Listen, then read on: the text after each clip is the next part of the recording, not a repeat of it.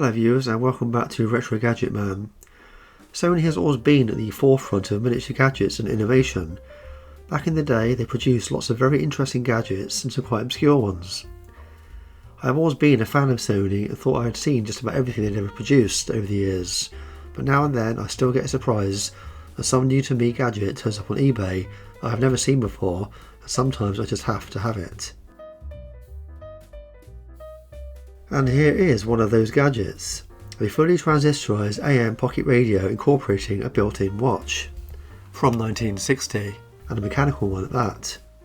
I say fully transistorised as back in the late 50s and early 60s there were actually still companies building portable radios that used a vacuum tube.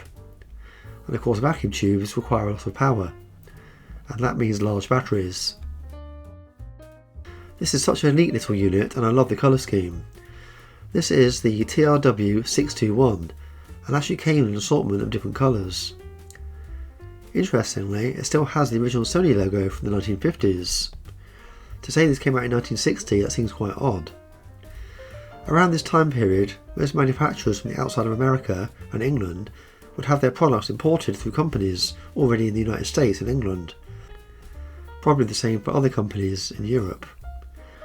But Sony decided it wanted to import its own equipment, so they opened up their own building in the United States and have more control of their own products. This was quite a high risk back then, and of course the rest is history, as we know that worked out quite well for them. It wasn't very long before they had their own massive headquarters. Let's take a closer look at this little radio. Looking around it, you have a volume control which incorporates the power switch, tuning dial and an auto manual switch. I guess this must be to turn the radio on at a given time, but I cannot see how you would do this as there's no adjustment to the built-in watch that you would get on a mechanical travel alarm clock of the time. On the back you have an earphone socket and an external antenna socket, and on the top is where you wind the watch up and adjust the time. This would have originally come with its own leatherette type case, probably an earpiece as well. Sadly I don't have these. I have owned this unit myself now for around 15 years. Sadly the radio has never worked for me whilst I've owned it, but the watch still does. Sony didn't just put in any cheap brand of watch either, instead they opted for the then little known company called Seiko. Of course we all know it very well today. Amazingly the watch still winds up and keeps time. Let's have a quick look inside. As you can see it's quite packed in there, there's not much room left for anything but the battery, which is a 9V type battery.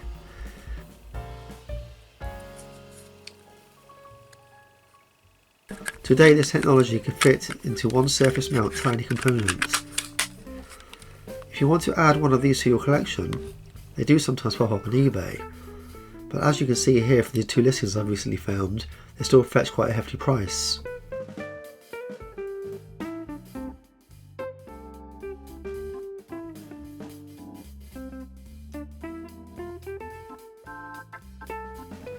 So while I was having a look around inside of this little radio, I noticed that in actual fact one of the capacitors has actually leaked.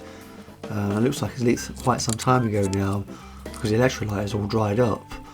It must have been upright when it did it because it's all dripped around the back of the speaker there and dripped down underneath around the bottom of the magnet below. Also I noticed the battery terminal, one of the terminals is actually turning, which probably could indicate that one of the wires is probably broken off internally. So I need to have a look at replacing that 9V adapter as well. So we'll pop this open now and have a look and see just how bad the capacitor is inside, and then we'll go about replacing it and see if there are any others that also need replacing.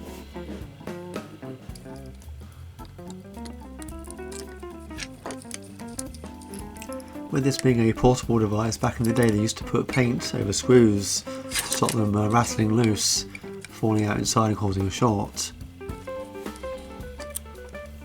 There are quite a number of screws actually in this radio, I think I counted 5 or 6 altogether. And for probably the last 30 years we used something called Loctite on the threads to stop screws from coming loose. But I've still witnessed screws even come loose from camcorders and laptops, even with the thread lock on. As you can see looking at this, there are actually 3 capacitors in total, and the other 2 look okay. but I probably am still going to end up changing those as well, just a matter of precaution. And there you go, you can see that electrolyte I was talking about. It really has completely emptied out. It's leaked all the way around the back of that speaker there and dripped down probably onto that ferrite core aerial.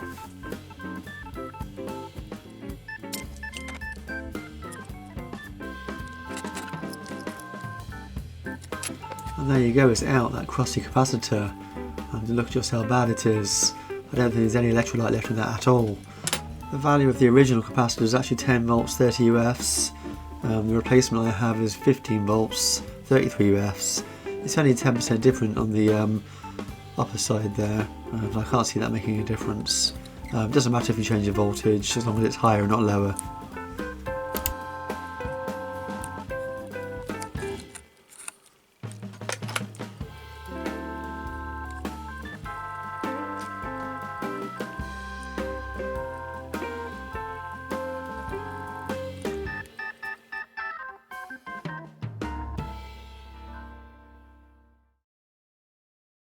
So that's the capacitor in, it's now time to test it. But first of all, we're just going to check those terminals to see if we are actually getting 9 volts into the radio, because I do suspect that little 9 volt cap there is not operating correctly. I think one of the terminals is broken off.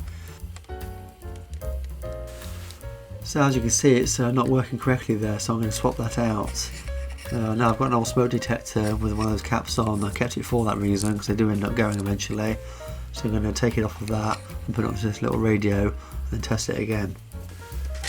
So next up, I swapped out that 9 volt battery terminal. Well, in fact I actually left the old one in place and just added the new one on top of the old one for prosperity. I didn't want to take the other one out because it says Sony on it. And then I changed those other two capacitors. They went in pretty straightforward. I gave the volume switch, power switch a bit of clean with some contact cleaner just in case. And unfortunately it still didn't work. I do get a little bit of hissing and crackling out the volume switch there, but I'm not picking up any stations whatsoever. I suspect that some of those transistors may have failed because they are getting on a bit now, 60 years old aren't they, or just over.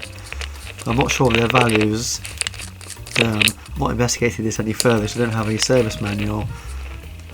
Unfortunately, where that little auto manual switch is on the top of the radio, the little recess, plastic recess, which is part of the moulded case, broke away internally while I was handling it. These plastics really are getting quite brittle now.